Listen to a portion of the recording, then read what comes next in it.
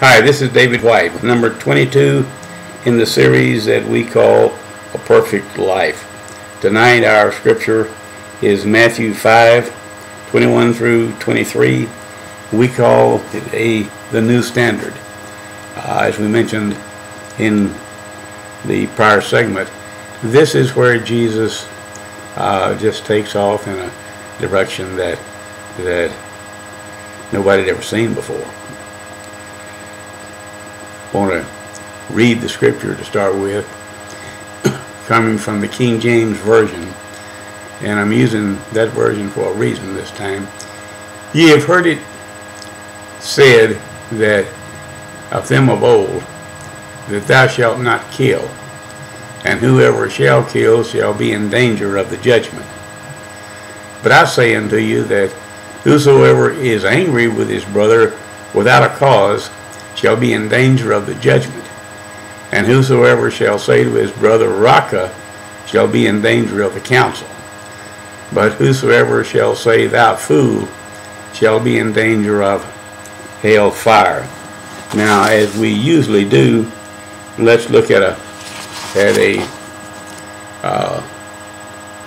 few words to start this. First of all, the word anger. There were two Hebrew words for anger. One here is the anger that is of a lingering kind, that gets into a person and they feed it in their heart and it won't let go, and it just hangs on and gets more bitter all the time. And that's the one that was used here. Without a cause is a clause used in this. He says, whosoever is angry with his brother without a cause shall be in danger of the judgment. Now, this without a cause clause is not included in very many texts at all, on the supposition that in accordance with the rest of what's being said in here in 21, 2, and 3, it just doesn't make sense. However, it's possible that there can be a cause to be angry at somebody. However, from what Jesus is saying here, that cause doesn't have anything to do with getting my little feelings hurt, or how somebody has infringed on my rights and so forth. Raca, R-A-C-A, is a Hebrew word that meant contempt.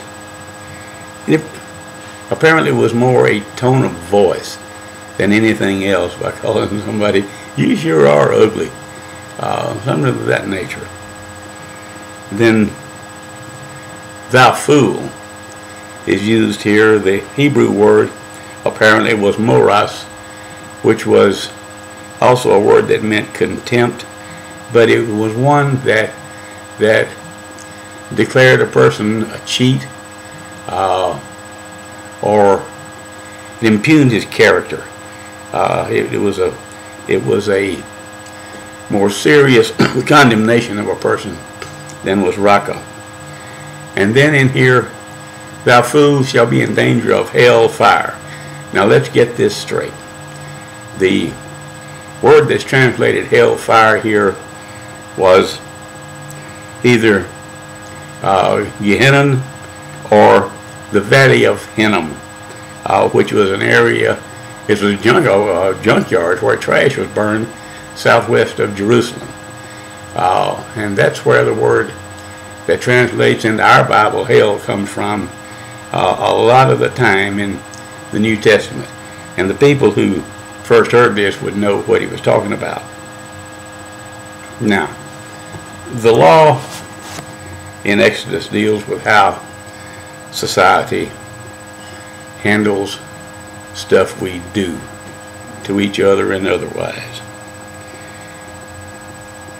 What Jesus is dealing with in the 5th chapter of Matthew here, these verses, is how we deal with ourselves. Let's face it, these verses have to do with what we feel on the inside, that inner anger. And to go along with that, how we control our tongue. The writer of the book of James said that a very small piece of metal can control a great ship.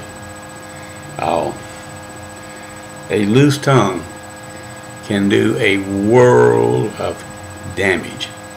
This is something that I have certainly been guilty of, is exercising the loose tongue for a lot of my life.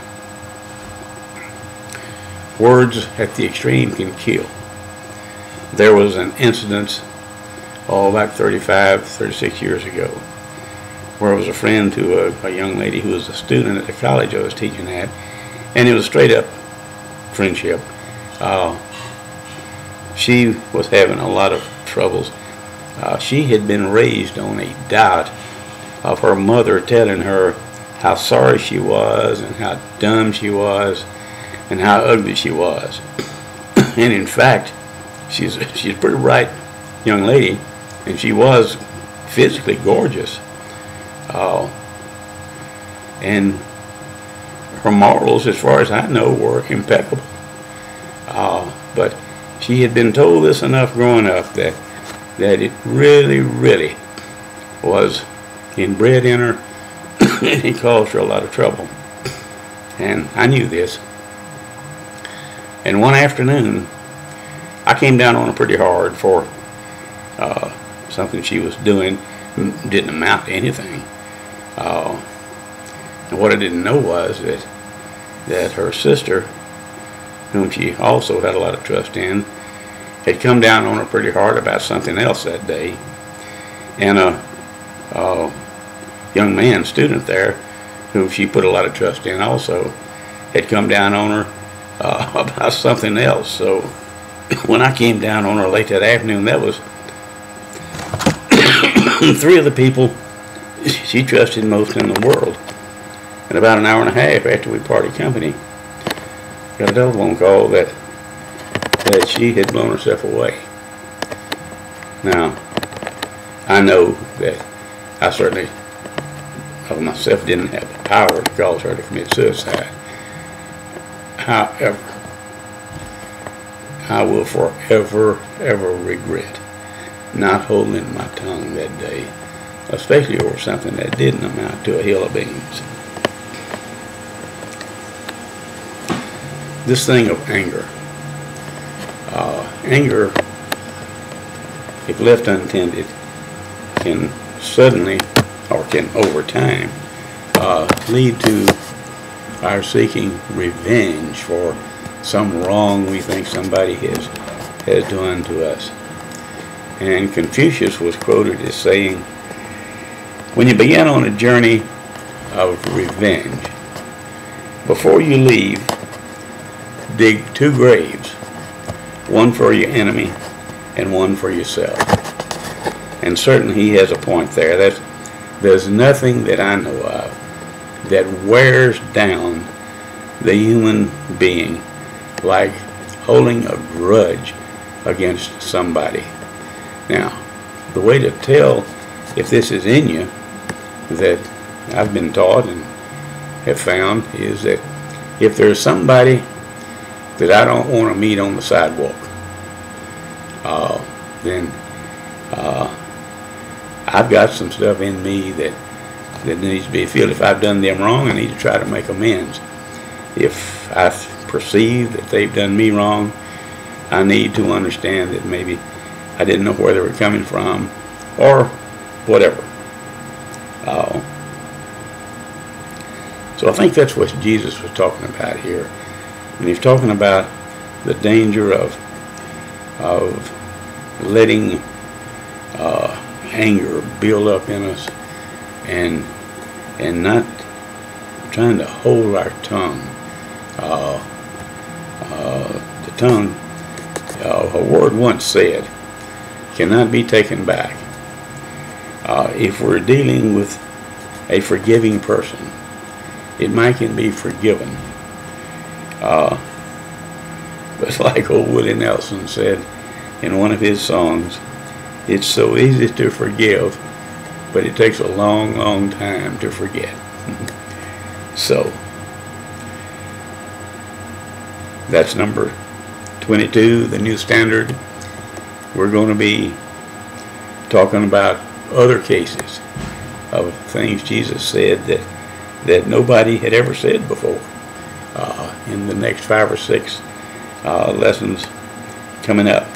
So, until next time, hope you have a good time, and we hope to see you soon. Good night.